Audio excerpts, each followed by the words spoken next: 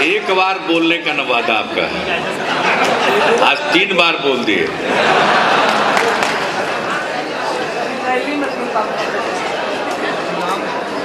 बिहार विधानसभा के माननीय अध्यक्ष श्री उदय नारायण चौधरी जी, माननीय सांसद और जनता दल यू के राष्ट्रीय महासचिव और प्रवक्ता श्री शिवानंद तिवारी जी, जनता दल यू के नेता और पूर्व केंद्रीय मंत्री श्री दसई चौधरी जी, महादलित विकास मंच के राष्ट्रीय अध्यक्ष और राज्य महादलित आयोग के सदस्य श्री बबन रावत जी, महादलित विकास मंच के प्रदेश अध्यक्ष और राज्य महादलित आयोग के सदस्य श्री और विद्वान अधिवक्ता श्री राजेंद्र प्रसाद नट जी, राज्य अति पिछड़ा वर्ग आयोग के सदस्य श्री प्रमोद चंद्रवंशी जी, महादलित विकास मंच की महिला प्रकोष्ठ की अध्यक्ष डॉक्टर गीता आर्य जी,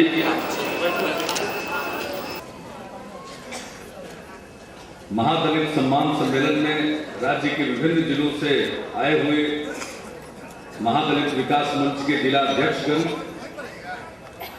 सम्मेलन में आए हुए प्रदेश भर से प्रतिनिधिगण और भाइयों, मैं सबसे पहले बबन रावत जी को और राजेंद्र प्रसाद नट जी को मैं बधाई देना चाहता हूं के दृष्टिकोण से और विभिन्न जिलों के प्रतिनिधित्व के दृष्टिकोण से, दोनों दृष्टिकोण से मेरी समझ से आपका ये सम्मेलन बहुत ही दलित सम्मान सम्मेलन के आयोजक और कर्ता धर्ता है बबन रावत जी और राजेंद्र प्रसाद नट जी, मैं उनको बधाई देता हूँ और मैं उनको धन्यवाद देता हूँ कि सम्मेलन में उन्होंने मुझको भी बुलाया। दलितों को बांटने के लिए महादलित आयोग का गठन नहीं किया है, बल्कि दलितों में भी जो हाशिए पर हैं, जो ज्यादा पिछड़े हैं, उनको पहचान करने के लिए और उनको ऊंचा उठाने के लिए कौन सी योजना बने, इसका सुझाव देने के लिए हमने महादलित आयोग का गठन किया। उनके जीवन में बदलाव नहीं आया तो फिर पूरे तौर पर अगर देखिए, ऊपरी तौर पर तो राज्य का विकास कहा जा सकता है कि यहां इतनी फैक्ट्रियां लग गई, लेकिन जब तक विकास का लाभ जन जन तक नहीं पहुंचेगा तब तक उसका फायदा लोगों को नहीं होगा, और जब उसका फायदा लोगों को नहीं मिलेगा तो वो विकास का अर्थ नहीं है। एक तरफ गरीबी की रेखा के नीचे जीने वालों की संख्या बिहार की आबादी में आधी से ज्यादा है। जो आंकड़े बतलाते हैं केंद्र के, वो सही नहीं है। मैंने इसको चुनौती दी थी और पिछले वर्ष पटना में दुनिया भर के विशेषज्ञों को यहां बुलाया था और उन लोगों ने भी इस बात की तायीद की। गरीबी है तो कौन ज्यादा गरीब है? अगर उनकी गरीबी को दूर करने के लिए, उनके पिछड़ेपन को दूर करने के लिए हम कदम नहीं उठाते हैं तो विकास का क्या मतलब? कुछ सड़कें बना देना, कुछ कारखाने खुलवा देना ही विकास नहीं है। विकास का मतलब है जो अंतिम आदमी है उसके जीवन में बदलाव आए, और उनके जीवन में बदलाव लाने के लिए ही, अंतिम आदमी की पहचान करने के लिए ही हमने महादलित आयोग का गठन करवाया। और महादलित आयोग ने, यानी उसके खिलाफ तरह तरह का प्रचार किया गया। कुछ लोग कोर्ट में चले गए, लेकिन कोर्ट में सरकार का पक्ष रखा गया और न्यायालय ने भी कहा कि ठीक बात है।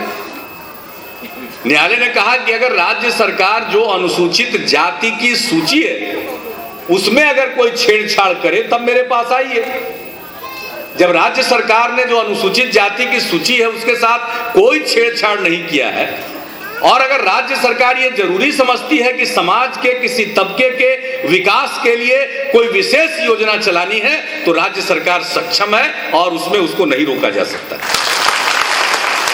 तो एक बार तो वहां गिरे लोग, औंधे मुंह गिरे, जो चले थे हमको रुकवाने के लिए कि हम छेड़छाड़ कर रहे हैं। हम कौन सा छेड़छाड़ कर रहे हैं? अनुसूचित जाति की सूची में हम कोई छेड़छाड़ नहीं कर रहे हैं। हम तो उनमें जो ज्यादा गरीब हैं, ज्यादा पिछड़े हैं, जो हाशिए पर हैं, जिनमें अशिक्षा है, 6% साक्षरता है, 7% साक्षरता है, ये हाल है।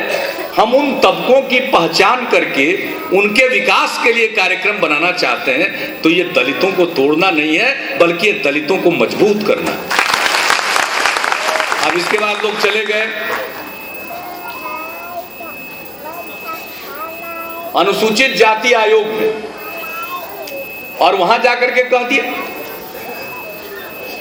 भाई हमने कोई सूची में हम छेड़छाड़ कैसे कर सकते हैं?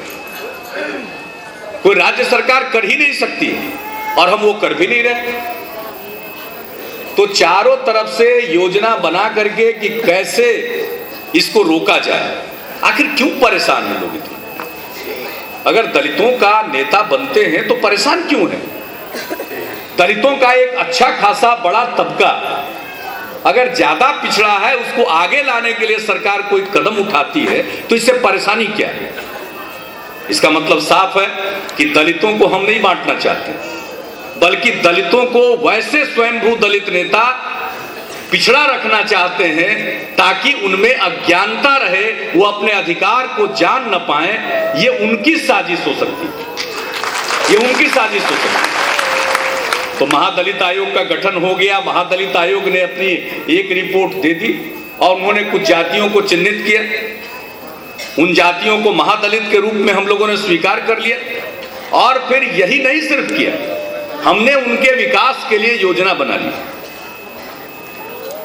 आज हम देखते हैं कि इंदिरा आवास की योजना गरीबी रेखा के नीचे रहने वाले लोगों को मिलता है, जो ज्यादा गरीब है उसको पहले मिलता है। यही नियम है केंद्र के द्वारा तय किया गया। तो इंदिरा आवास बनता है, उसमें थोड़ा गड़बड़ होता है, वो एक अलग बात है, लेकिन चयन होता है। लेकिन उसकी एक शर्त है कि इंदिरा आवास योजना का लाभ जिनको मिलेगा उनके पास अपनी जमीन होनी चाहिए।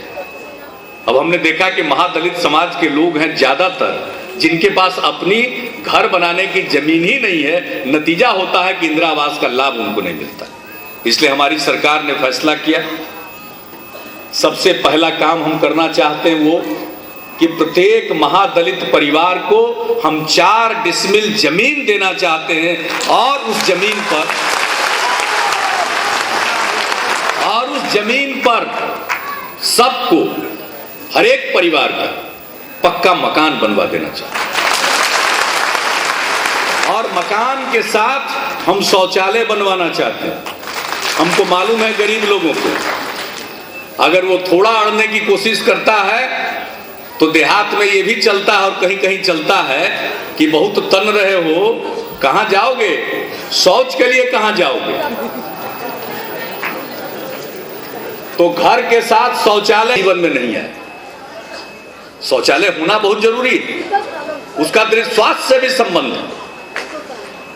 आज दुनिया भर में रिपोर्ट आ गई कि जो खुले में शौच करते हैं वो कई बीमारियों को आमंत्रित करते हैं। तो हम तो सबों के लिए शौचालय बनवा रहे हैं। हम तो एपीएल को भी शौचालय बनाने में मदद कर रहे हैं। पहला राज्य बिहार है कि हमने लोहिया जी के नाम पर लोहिया स्वच्छता योजना शुरू की है। बीपीएल को भी और मदद देंगे और एपीएल को भी मदद देंगे। लोहिया जी महान समाजवादी चिंतक थे, वो पहले नेता थे इस देश में जिन्होंने कहा कि महिलाओं का दर्द समझो, वो सवेरा होने के पहले जाती हैं और शाम होने का, अंधेरा होने का इंतजार करना पड़ता उनको शौच के लिए। और लोहिया जी नेहरू जी के धुर विरोधी माने जाते थे भी। एक बार तो उन्होंने यहां तक कह दिया था कि अगर नेहरू जी इस देश के तमाम महिलाओं के लिए शौचालय बनवा दें तो हम विरोध करना छोड़ दें। वो नेता आज तो बहुत लोग बोलते हैं, वो 50 के दशक में और 60 के दशक में सबसे पहले उन्होंने ये बात कही थी। यही नहीं, नदियों को साफ करने की बात कही। आज नदियों के साफ करने के लिए बड़ी बड़ी योजनाएं बन रही है। अब लोगों को समझ में आ रहा है कि नदियां मैली हो गई, इनको साफ रखना जरूरी है। अगर जीवन को कायम रखना है तो नदियों को साफ करना जरूरी है। ये सब बात आज लोगों को समझ में आ रही है। और लोहिया जी ने 50 के दशक में, 60 के दशक में इस पर बहुत कहा और बहुत लिखा और उसके लिए अभियान चलाया। तो उन्हीं लोहिया जी के नाम पर हमने राज्य में लोहिया स्वच्छता अभियान की शुरुआत की है, कार्यक्रम बनाया। उसमें सबको शौचालय के लिए हमने स्कीम बनाई है। 1400 करोड़ रुपए की स्कीम है। 4 साल में पूरे बिहार में हम चाहते हैं कि प्रत्येक परिवार में शौचालय का निर्माण हो। तो हम तो सबके लिए कर रहे हैं। तो जो महादलित समाज के लोग हैं उनका आवास बनेगा तो साथ साथ उसमें शौचालय भी जरूर बनेगा। हम लोग तो ये चाहते हैं और इसके लिए पूरे बिहार में गहन सर्वेक्षण हो रहा। अब जहां देखिए कहीं अलंग पर बसे हुए हैं, कोई उनका ठीक ढंग से बसावट नहीं है, तो उनका बसावट भी ठीक करने के लिए कोई काम नाम नहीं है, इसलिए उनके टोले का नाम भी हो। तो एक ही जगह सरकारी जमीन जहां है उसको, और नहीं तो जमीन अधिग्रहण करके पर्याप्त मुआवजा देते हुए जमीन लेकर के महादलित परिवारों के बीच में उसको दे करके और उन पर आवास बनाने के लिए उनकी मदद की जाए। और यही नहीं, एक नहीं अनेक काम। सबसे ज्यादा स्वास्थ्य की चिंता उनकी करनी होगी। काल कवलित हो जाते हैं लोग असमय, इसलिए उनके स्वास्थ्य का परीक्षण हो। लोगों का आंख खराब रहता है, वो काम ठीक से नहीं कर पाते, इसलिए हमने कार्यक्रम बनाया है कि सारे महादलित टोले मोहल्लों में जाकर के उनके आंख को की जांच कराई जाएगी और जिनके आंख में कोई कमी पाई जाएगी, चश्मा देने की जरूरत है तो सरकार उनको चश्मा भी दिलवा देगी ताकि वो ठीक ढंग से काम कर सके। एक एक चीज पर आंगनबाड़ी केंद्र होगा उनके टोले मोहल्ले में, पढ़ाई का इंतजाम होगा। अभी जब हमारी सरकार बनी थी तो उस समय 25 लाख बच्चे ऐसे थे जो स्कूल से बाहर रह जाते थे। हमने 3 साल मेहनत किया, नए स्कूल खोले, 2 लाख शिक्षकों की बहाली करवाई और उसका नतीजा हुआ कि अब उस 25 लाख में से जो बाहर रह जाते थे 15 लाख बच्चे स्कूल में चले गए और अब 10 लाख बचे जो स्कूल के बाहर। उसके बारे में हमने अध्ययन कराया कि ये कौन लोग ज्यादा हैं, तो हमने पाया कि 10 लाख में सबसे ज्यादा महादलित है या मुसलमान। अब उनके लिए विशेष योजना बनानी पड़ेगी। तो जब हम विशेष योजना शिक्षा के लिए बनाएंगे, जन जन तक शिक्षा पहुंचाना चाहते हैं, सबको स्कूल पहुंचाना चाहते हैं, तो ये न तुष्टीकरण है और न ये दलितों को बांटने की योजना है, ये न्याय संगत योजना है, हर किसी को स्कूल पहुंचाना। इसलिए हमने इस बार 15 अगस्त के दिन ऐलान किया कि हम उनको स्कूल में पहुंचाने के लिए 2 योजना चलाएंगे और गरीबी के कारण वो स्कूल नहीं जा रहे, इसलिए उनके टोले मोहल्ले में ही कोशिश करेंगे कि उसी समुदाय से पढ़ाने वाले को रखें और गरीबी के कारण स्कूल नहीं जा पाते हैं तो उनके रहने और खाने का इंतजाम करवावें और उन बच्चों को पढ़ाएं और पढ़ा करके इस लायक बना दें कि वो स्कूल में जा सके। तो इसके लिए मुस्लिम टोलों में तालीमी मरकज और महादलित टोले में उत्थान केंद्र, और इसकी शुरुआत हमने करा दी। 11 नवंबर को मौलाना आजाद साहब जो देश के प्रथम शिक्षा मंत्री थे और हमारे आजादी की लड़ाई के प्रमुख राष्ट्र नायकों में से एक, उनके जन्म दिवस के अवसर पर ही हमने इन दोनों योजना की शुरुआत करा दी और बड़े पैमाने पर इसका फैलाव होगा। हम तो चाहते हैं कि सब पहुंच जाए। तो जो महादलित टोले होंगे उसमें उत्थान केंद्र, स्कूल, आंगनबाड़ी केंद्र की हमने चर्चा की। कुपोषण के शिकार होते हैं, गर्भवती महिलाओं को पर्याप्त भोजन नहीं मिलता, इसलिए बच्चे जो पैदा होते हैं वो कमजोर पैदा होते हैं, कई प्रकार की उनमें अशक्तता आ जाती है, निःशक्तता आ जाती है, जिनको हम बोलचाल की भाषा में कहते हैं वो विकलांग हो जाते हैं। फिर उनको सब चीजों को सहने की शक्ति के लिए जो शुरू में टीकाकरण होना चाहिए वो नहीं होता है, तो उसका टीकाकरण 100% हो ताकि उसको किसी प्रकार की इस प्रकार की बीमारी न लग जाए। आज जो ये कालाजार की बीमारी होती है, जानलेवा बीमारी है, कहाँ है, किस समुदाय में सबसे ज्यादा है? ये महादलित समुदाय में सबसे ज्यादा है। तो हम चाहते हैं कि इस जीवन से उनको मुक्ति दिलाए और उनके लिए इस प्रकार की, उनके स्वास्थ्य के लिए, शिक्षा के लिए, विकास के लिए हम कोई योजना बनाना चाहते हैं। तो इसको लोग कहते हैं कि दलितों को बांट रहे हैं। देश और दुनिया की खबर नहीं रहती है, इसलिए हमने तय किया कि प्रत्येक परिवार को हम रेडियो ट्रांजिस्टर देंगे ताकि वो गाना भी सुने और देश दुनिया का समाचार भी सुने। और जो टोला बसेगा उसमें सामुदायिक केंद्र होगा और सामुदायिक केंद्र में टेलीविजन रहेगा ताकि शाम के शाम जाके लोग टेलीविजन भी देखें। बाकी लोग टेलीविजन में सब चीज देखते हैं और हमारे महादलित के बच्चे नहीं देखेंगे। इसलिए एक एक चीज, और ये सब योजना, और इसके लिए कोई इसका किरासन और राशन खा नहीं जाए, इसलिए जन वितरण प्रणाली की दुकान भी उसी के टोले में, महादलित टोले में खोलेंगे। और ये कोशिश होगी कि जन वितरण प्रणाली का जो डीलर है वो उन्हीं के बीच का हो।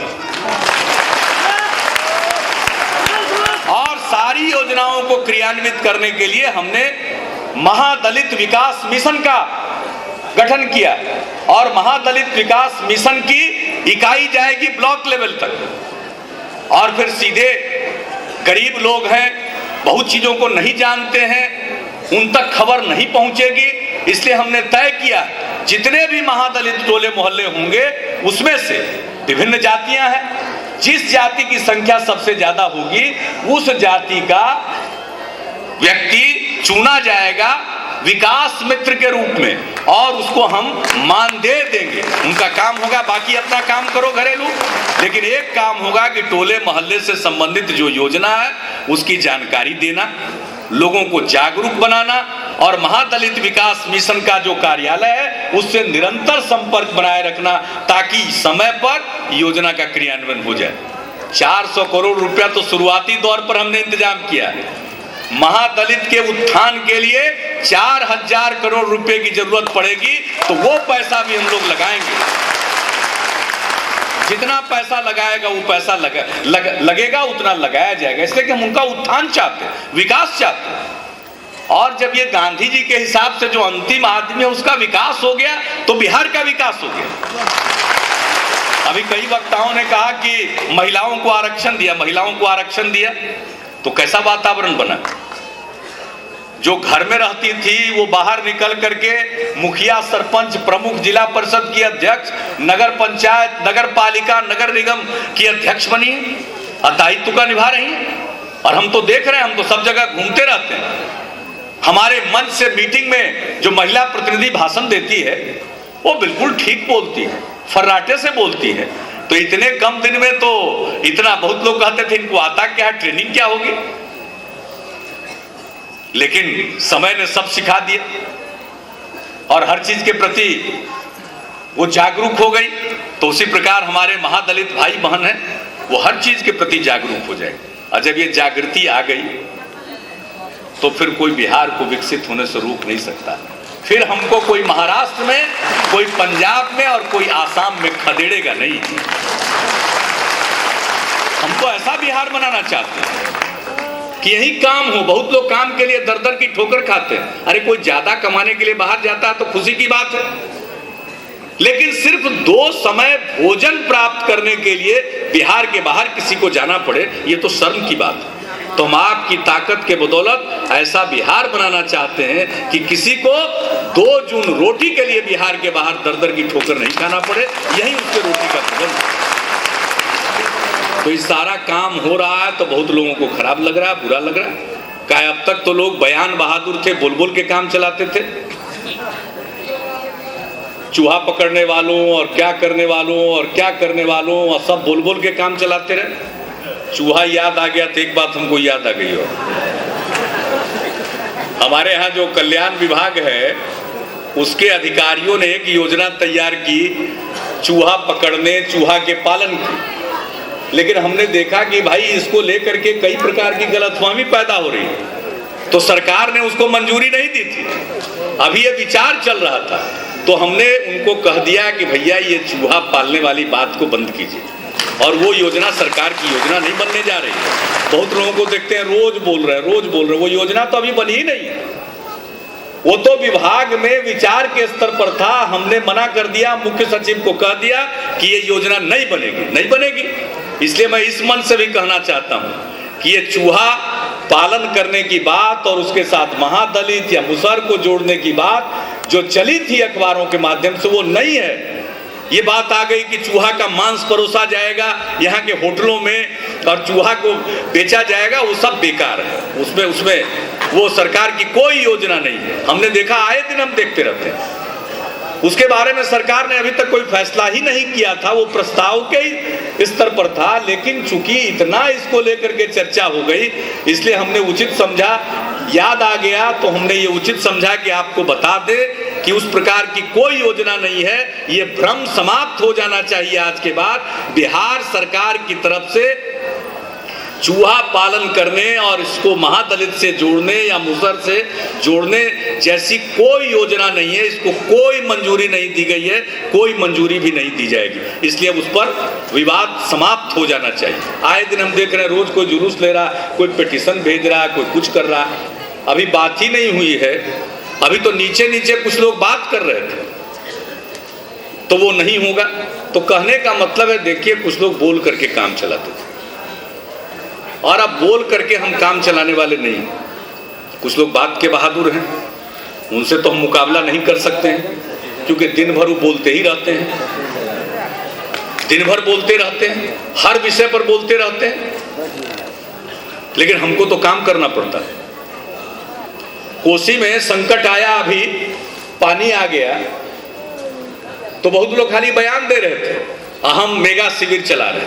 अरे भाई, तू मेगा शिविर जो चला, जिसमें 2 टाइम भोजन, सवेरे नाश्ता, और जब रमजान का पवित्र महीना आया तो शाम में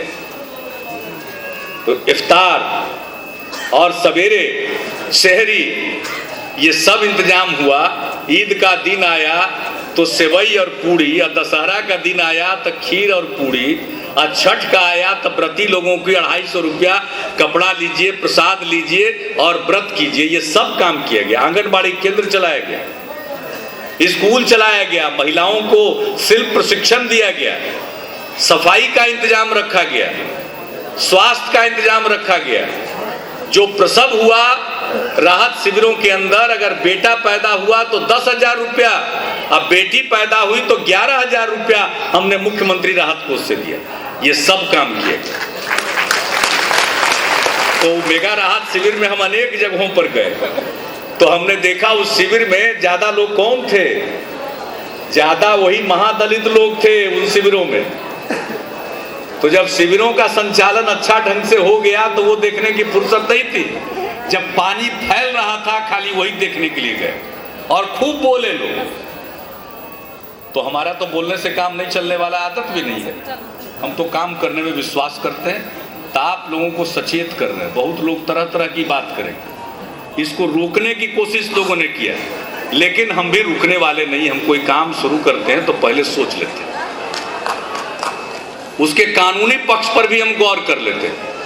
आई कर सकते हैं कि नहीं, इसके लिए पैसा का जुगाड़ कर सकते हैं कि नहीं, ये सब सोच लेते हैं। और सब सोच लेने के बाद जब हम एक बार योजना बनाते हैं और उस पर काम शुरू करते हैं, तो दुनिया की कोई ताकत हमको कदम बढ़ाने से नहीं रोक सकती। और महादलित के उत्थान के लिए जो हमने कदम बढ़ाया है वो रुकने वाला नहीं है।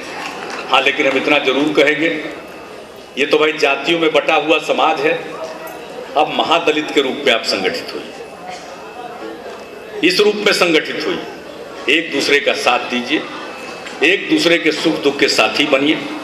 मैं आपको इतना ही विश्वास दिलाता हूं कि इन योजनाओं पर जिनकी हमने चर्चा की है, उस पर अमल करने में कोई गड़बड़ी करेगा तो उसको हम बख्शेंगे नहीं, नंबर 1। और नंबर 2, इन सारे चीजों को हम अपने स्तर पर देखते रहते हैं। और तीसरी बात, जो ये विकास मित्र होगा, तो विकास मित्र ठीक ठाक हो जाना चाहिए, जो आपके बीच का हो। वो आदमी हो जो निष्ठावान है,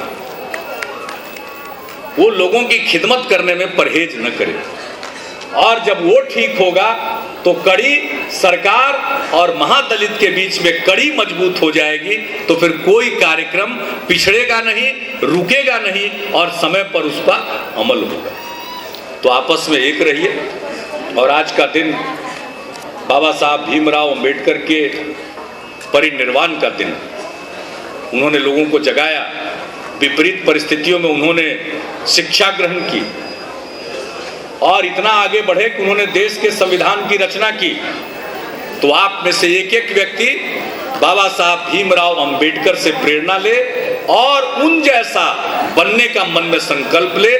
हमें बड़ी खुशी हुई, जिला जिला से लोग आए, उन्होंने माला दिया और बबन रावत जी उनका परिचय करा रहे थे। देख करके इतनी खुशी हुई कि उसमें PhD, MA, BA सब प्रकार के लोग। कौन कहता है कि इनके बीच में शिक्षा नहीं है? तेजी से शिक्षा का प्रभाव बढ़ रहा है। लेकिन हम एक बात, आखिरी बात और कहना चाहते हैं और वो है बबन रावत जी की। बबन रावत जी ने बहुत कुछ कहा, मेरी बड़ी तारीफ कर दी। मैं जिस लायक हूँ नहीं, वहाँ इन्होंने ऊपर पहुँचा करके रखा। तो वो तो हम इस कान से सुन के उस कान से निकाल देते हैं, उसका कोई असर मेरे ऊपर नहीं होता। लेकिन एक बात हम इनको भी कहेंगे और आपको भी कहेंगे। इन्होंने सबको कहा कि माला देंगे और आपका चरण स्पर्श करेंगे। चरण स्पर्श करने की बात आगे से आप मंच से और अपने जीवन से समाप्त कर दीजिए। चरण स्पर्श करना है तो माँ बाप का करिए, चरण स्पर्श करने की इच्छा हो तो गुरु का कीजिए। चरण स्पर्श हमारे जैसे व्यक्ति का करने की जरूरत नहीं है और किसी का करने की जरूरत नहीं है, माँ बाप और गुरु को छोड़ करके। तो कृपा करके अब आगे से अगर आप महादलितों में आ रही चेतना को आगे बढ़ाना चाहते हैं, इनको संगठित करना चाहते हैं, तो कम से कम थोड़ा अब इसमें भी परिवर्तन लाइए। और मुझको पूरा विश्वास है कि आगे से इसमें जरूर परिवर्तन लाएंगे। और मेरी बड़ाई थोड़ा कम कर दीजिए। देखिए, ज़्यादा बड़ाई करने से आदमी गड़बड़ा जाता है। मेरे गड़बड़ाने का वैसे कोई खतरा नहीं है, मेरे गड़बड़ाने का खतरा नहीं है, लेकिन हम भी बड़ाई सुनने में थोड़ा हमको बहुत संकोच है। अरे काम करेंगे, जब नहीं रहेंगे तो लोग देखेंगे। आज तो हम जिंदा हैं, विभिन्न दायित्वों का निर्वहन कर रहे हैं, तो जनता फैसला करेगी, उन पर छोड़ दीजिए। और काम हम कर रहे हैं, वो कोई कृपा नहीं कर रहे हैं। काम यह जो भी है, यह स्व प्रेरित है, आत्म प्रेरित है और स्वांतः सुखाय के लिए काम कर रहे हैं। जिस दिन हमने राजनीति का संकल्प लिया, लोकनायक JP के चरणों में हम लोगों ने प्रशिक्षण प्राप्त किया, तो हम तो जानते भी नहीं थे। मुख्यमंत्री की बात तो छोड़िए, विधायक बनेंगे, सांसद बनेंगे, केंद्र में मंत्री बनेंगे, मुख्यमंत्री बनेंगे, इसकी कोई कल्पना नहीं थी। लेकिन जिस चीज के लिए हम लोग राजनीति में आए वो है लोगों की खिदमत। इसलिए हमने जो न्याय के साथ संकल्प, न्याय के साथ विकास का जो संकल्प रखा है अपने सामने, उसको प्राप्त करने के लिए जो वाजिब कार्यक्रम है उसको हम अपना रहे हैं। हम आप पर कोई कृपा नहीं कर रहे हैं। हाँ, लेकिन इस वाजिब कार्यक्रम को जो सरकार अपनाए उसको भी भूलना नहीं चाहिए, उसको भी याद करना चाहिए। यह बात अलग है, लेकिन यह विषय तो मैं आप पर छोड़ता हूँ। वक्त आएगा, समय आएगा तो आप क्या करेंगे मैं ये आप पर छोड़ता हूँ। लेकिन एक अपील मैं जरूर करूंगा कि वोट जरूर दीजिएगा। अगर इस देश में कोई सबसे ताकतवर चीज है वो है वोट का अधिकार। ये वोट का अधिकार, रानी हो या मेहतरानी, सबके वोट का अधिकार बराबर है। तो ये वोट का अधिकार इस देश का सबसे ताकतवर अधिकार है, इसलिए वोट के अधिकार का प्रयोग कीजिएगा। हम लोगों ने भी कोशिश की है, जो अपनी तरफ से जितना बन पड़ा है कि भाई सभी वोटर बने। हम तो जानते हैं महादलित लोगों के टोलों की तो पता नहीं जनगणना भी ठीक से हुई है या नहीं हुई है। तो अब तो 2010 में जो जनगणना होगी उसमें हम इस बात को जरूर इंश्योर सुनिश्चित करने की कोशिश करेंगे। और इसीलिए हम उसके पहले ही ये टोला मोहल्ला सब बसा देना चाहते हैं कि कोई चाह करके भी छोड़ नहीं पाए, उसकी पहचान देना चाहते हैं। एक साधे सब सधे, जब जमीन मिल गया, रहने की जगह मिल गई, सिर के ऊपर छत मिल गया, तो बाकी सब चीज भी मिल जाएगा। इसलिए बुनियादी चीज है जमीन। और वही हम लोगों ने सोचा है और उस पर अमल करेंगे। तो और बहुत कुछ कहा जा सकता है, लेकिन बहुत नहीं कहना चाहिए। ढेर बात कहने के बाद बहुत बात याद नहीं रहेगा, और एक ही बार में सब बात कहते तब फिर मिलने की क्या, फिर मिलते रहेंगे और बात करते रहेंगे। तो बाकी विषय तो आप पर हम छोड़ देते हैं, लेकिन वोट के अधिकार का जरूर इस्तेमाल कीजिएगा। और दूसरी जागृति जरूर है, पढ़िएगा जरूर। बेटा हो या बेटी, उसको पढ़ाइए जरूर। देखिए अब लाठी का जमाना नहीं है। हमारे पहले वाले लाठी में तेल पिलवाते थे, हम कहते हैं कलम में रोशनाई भरना सीखो। अब कलम की ताकत, लाठी की ताकत नहीं है, अब कलम में ताकत है। इसलिए बेटा हो या बेटी, उसको जरूर पढ़ाइएगा। और इसी निवेदन के साथ आप सबको बहुत बहुत धन्यवाद। बाबा साहब भीमराव अंबेडकर के चरणों में मैं श्रद्धा सुमन अर्पित करते हुए अपनी वाणी को यही विराम देता हूं।